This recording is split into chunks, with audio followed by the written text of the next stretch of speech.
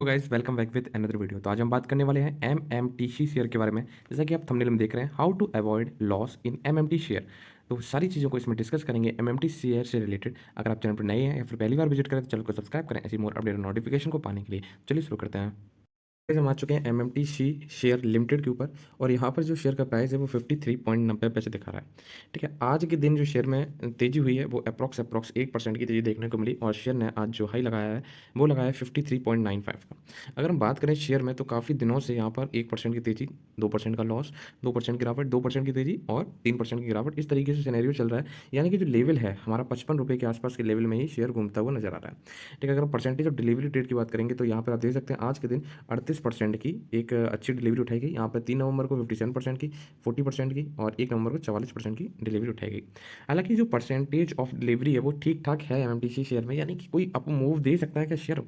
और किसी ने अगर अच्छे लेवल पे खरीदा है तो यहाँ पर क्या हमें एवरेज करना चाहिए, तो उसके लिए हम फंडामेंटली कंपनी को समझेंगे। तो आपको पता है कि एमएमटीसी जो शेयर है वो ट्रेडिंग की कंपनी है और यहाँ पर इसका 8,000 करोड़ का मार्केट कैप है। अगर हम बात करें कैटेगरी वाइज तो स्मॉल कैप सेक्टर की एक कंपनी जिसका ईपी रेशियो है जो है वो 11.33 है। वहीं अर्निंग प्राइस रेशियो की बात करें यानी पी रेशियो 4.76 है और वहीं इंडस्ट्री पी की बात करें तो 47.90 है। अगर कंपेयर करते हैं इन दोनों को तो यहाँ पर अप्रॉक्स 43 पॉइंट्स का डिफरेंस देखने को मिलेगा। जैसे कि आपको पता है कि जब भी हम कंपनी बाय करते हैं तो जो हमारे इन्वेस्टर्स, जो हमारे शेयर मार्केट के एडवाइजर होते हैं, वो कहते हैं कि जो पी रेशियो है वो कम से कम होना चाहिए इंडस्ट्री पी से। यानी कि अगर इसकी बात करें तो यहाँ पर 43 पॉइंट का डिफरेंस नजर आ रहा है। यानी कि क्या हमें इस चीज़ को देखते हुए शेयर को खरीदना चाहिए। देखिए, शेयर को खरीदने के लिए हमें सबसे पहले देखना चाहिए कि शेयर की जो फंडामेंटल है वो किस तरीके से, कंपनी में हमारा नेट सेल कैसी चल रही है। तो अगर नेट सेल को कंपेयर करें 10 साल की उसमें, तो 2020 में अगर हम बात करें और 2021 में, तो नेट सेल में हमारा अप्रॉक्स 4 करोड़ का डिक्रीज देखने को मिला है। वहीं अगर 2022 में कंपेयर करें तो यहाँ से 20 हज़ार करोड़ के अप्रॉक्स की गिरावट देखने को मिली है। 2023 में और नेट सेल डिक्रीज हुई है और अगर हम 2000 लास्ट क्वार्टर की बात करें तो 2,231 करोड़ की ही नेट सेल आई है। तो ये एक चौंका देने वाली बात है कि यहाँ पर नेट सेल जो है एमएमटीसी शेयर की वो धीरे धीरे गिर रही है।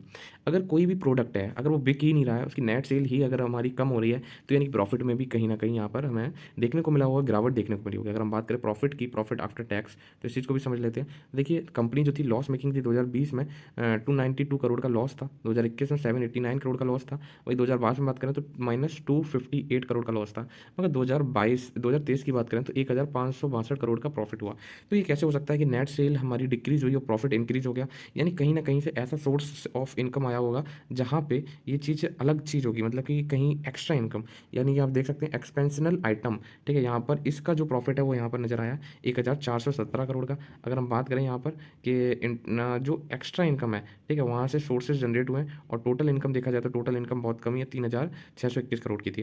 ठीक है, तो यहाँ पे इन्होंने क्या किया है, एक्स्ट्रा इनकम से यानी कि एसेट्स वगैरह सेल किए हैं, वहाँ से ये प्रॉफिट जनरेट हुआ है। वही सेम चीज़ यहाँ पर लास्ट क्वार्टर में भी देखने को मिली 1,207 करोड़ का। अगर शेयर होल्डिंग पैटर्न को समझेंगे तो आपको पता है कि फुली गवर्नमेंट कंपनी है।